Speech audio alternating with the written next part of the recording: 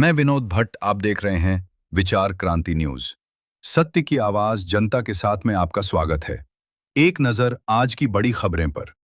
તારીખ 17/5/2026 રોજ ગાયત્રી શક્તિપીઠ છીપડી ખાતે એક યુવા શિબિરનું આયોજન કરવામાં આવ્યું। સ્વાગત કરું છું સૌને મારા નમસ્કાર।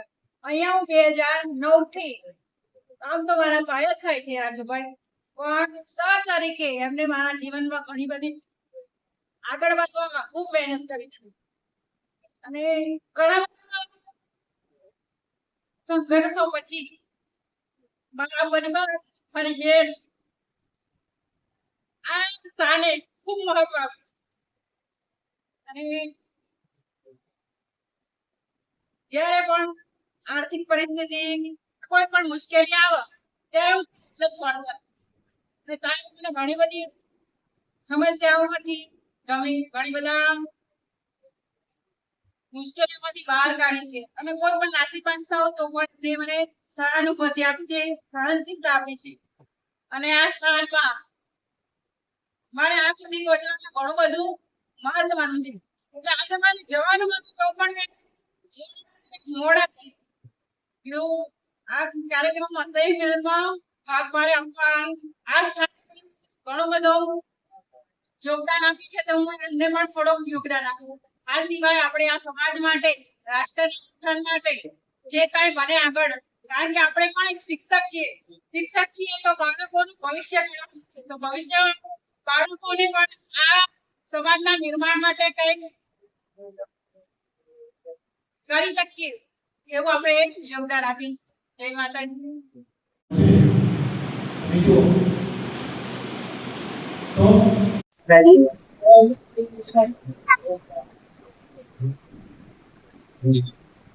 મંચસ્થ મહાનુભાવો ને આજે આમંત્રણને માન આપી વધારેના તમામ મારા સ્ટુડન્ટો, ગ્રામજનો, તો જો આ એક શિબિર હતી કે જેની અંદર આપણે યુવાનોના માર્ગદર્શન આપવાનું, તો જ્યારે શૈલેષભાઈ ચર્ચા કરી કે યુવા શિબિર કરવાની, મેં જ વિચાર કર્યો તો મારા જે સ્ટુડન્ટો છે, યુવાનો છે, એમને જ બોલાવીએ જેથી કરીને એમને ખ્યાલ આવે।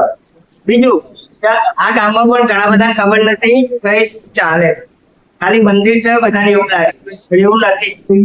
આ એક સંસ્થા એવી છે કે જો મારું નામ બારૈયા વિષ્ણુભાઈ ઉમાભાઈ, ગામ સરાલી, હાલ કચ્છમાં ટીચર તરીકે જોબ કરું છું।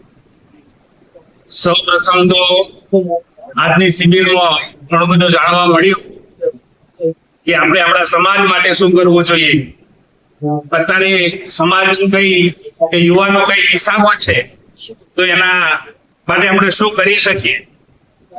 તો જેટલી શક્ય બને એટલું આપણે પ્રયત્ન કરીશું।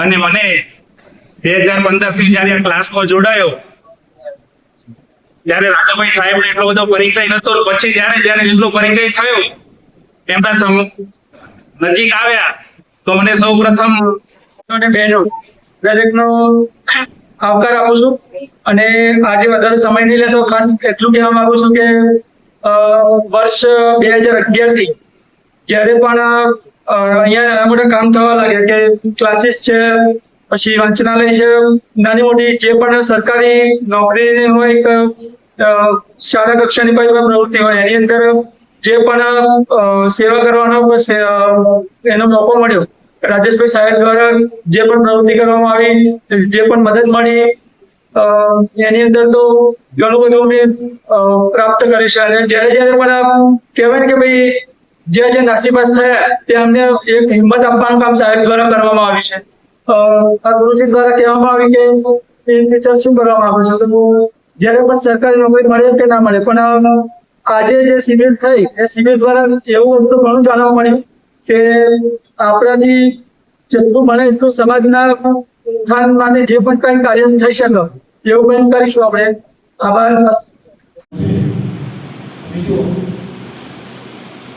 તો આટલું ટેલેન્ટ આપણા ભારત દેશમાં છે, તો પણ આ યુવાનોને સાચી દિશા મળતી નથી, જેના કારણે એ પોતે રસ્તાઓ ભટકી ગયા છે. આજે જોઈએ કે યુવા કોણ